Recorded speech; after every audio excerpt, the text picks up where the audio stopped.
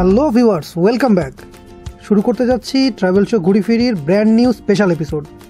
আমাদের এবারের এপিসোড পৃথিবীর বৃহত্তম mangrove forest UNESCO world heritage site সুন্দরবনকে নিয়ে। আর বন্ধুরা, আমরা এখন আছি খুলনা শহরের জেলখানা ঘাটে। সুন্দরবন ভ্রমণ সংক্রান্ত খুব বেশি তথ্যের অভাবে অনেকেই সাহস করেন না সুন্দরবন ট্যুর আয়োজনের। অনেকে আবার ভাবেন অনেক বড় টিম ছাড়া সুন্দরবন যাওয়াই যাবে না। প্রথম কথাটা কিছুটা যৌক্তিক হলেও সুন্দরবন ভ্রমণের জন্য সবসময় খুব বড় টিম লাগে, এই কথাটা যৌক্তিক নয়। এটা ঠিক যে দেশের অন্যান্য যে কোনো ভ্রমণ স্পটে একা একা বা 2-1 জন মিলে যাওয়া গেলেও সুন্দরবন তার ব্যতিক্রম। মূলত লঞ্চ ও তেলের খরচ পোষাতে যেতে হয় দল বেঁধে। কিন্তু তথ্য বা ধারণা না থাকায় অনেকেই এই ভ্রমণকে কঠিন মনে করে আগ্রহ হারায় বাংলাদেশের গর্ব, বিশ্বের সবচেয়ে বড় এই ম্যানগ্রোভ বন ভ্রমণের প্রতি। তাই সবার সুন্দরবন ভ্রমণের কাজ সহজ করতে আমাদের এবারের সুন্দরবন অভিযান।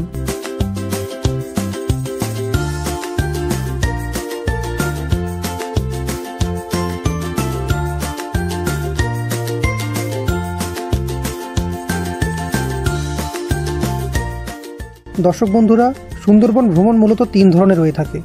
শর্ট ট্যুর, এক্ষেত্রে শুধু করমজল দেখেই দর্শকেরা ব্যাক করে। এছাড়াও রয়েছে মাঝারি ট্যুর, এ ধরনের ট্যুরে করমজলের পাশাপাশি হাড়বাড়িয়াও কভার করা যায়, সময় লাগে 1 দিন। আরও রয়েছে লং ট্যুর, আর আমরা এবার বের হচ্ছি লং ট্যুরে। আমাদের এবারের সুন্দরবন ট্যুরে আমরা সুন্দরবনের হাড়বাড়িয়া, কটকা, জামতলি বিচ, দুবলার চর, হিরন পয়েন্ট, করমজল এই স্পটগুলো কভার করব।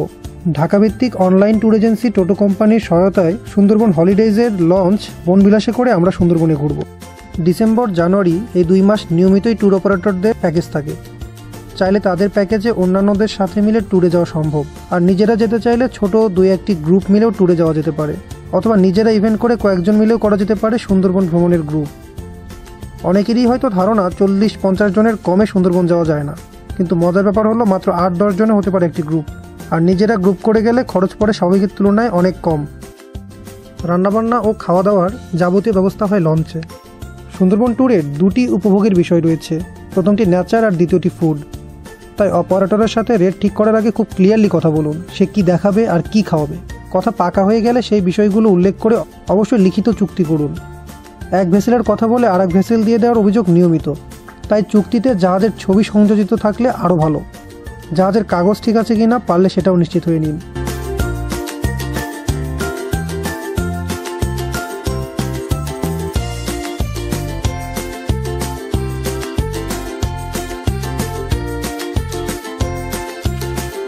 আমরা এখন আছি মংলা সমুদ্র বন্দরের পাশে। মংলা বন্দর বাংলাদেশের দক্ষিণ পশ্চিমাঞ্চলে বাগেরহাট জেলায় অবস্থিত। এটি দেশের 2য় বৃহত্তম সমুদ্র বন্দর। এটি খুলনা শহর থেকে 48 কিলোমিটার দক্ষিণে অবস্থিত। বন্দরটি 1 ডিসেম্বর 1950 সালে প্রতিষ্ঠিত হয়। এটি বাগেরহাট জেলার রামপাল উপজেলার সেলাবুনিয়া মৌজায় পশুর নদী ও মংলা নদীর সংযোগস্থলে অবস্থিত।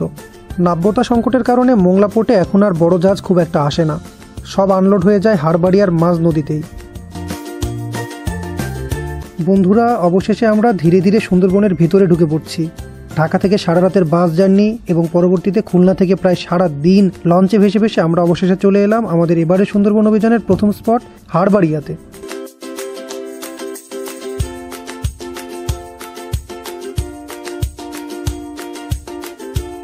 পশুর নদী ধরে 3 ঘন্টায় পৌঁছানো যায় চাঁদপাই রেঞ্জের এই হাড়বাড়িয়াতে। বন বিভাগ এখানে ইকো ট্যুরিজম গড়ে তুলেছে। বনের এই অংশে নানা রকমের গাছ দেখা যায়। মায়া হরিণ দেখার দুর্লভ সুযোগ মিলতে পারে এখানে। আমার দেখা সুন্দরবনের সবচেয়ে গোছানো ও সুন্দর স্পট এই হাড়বাড়িয়া।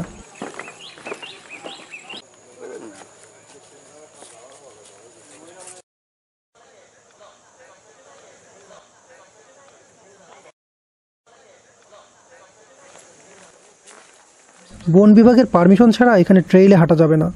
পাস পারমিশন হয়ে গেলে আপনার সাথে দেওয়া হবে একজন গানম্যান। যেহেতু গানম্যান সাথে যায় তাই বুঝতে পারছেন এটা কোনো খেলনা বন নয়। বাঘের মোটামুটি কাছাকাছি আছেন আপনি। এই স্পটে প্রায় দেখা মেলে বাঘের কাঁচা পায়ের ছাপ, তাই চোখ কান খোলা রাখুন।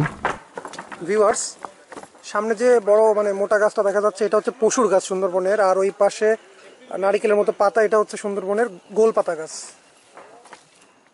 ভিউয়ার্স, এটা হচ্ছে একটা বড় গেওয়া গাছ।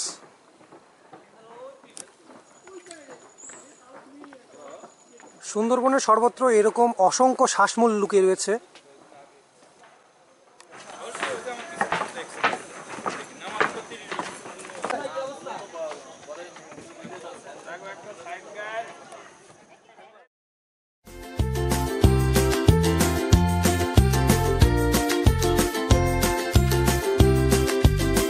ঝুপ করে সন্ধ্যা নেমে এলো। হারবাড়িতে ঘোরা শেষে আমরাও চলে এলাম লঞ্চে। প্রায় মাঝরাত পর্যন্ত লঞ্চ চলবে কটকার উদ্দেশ্যে। আমরা সবাই সাক্ষী হব এক অপার্থিব রাতের। কাল সকালে দেখা হবে কটকায়।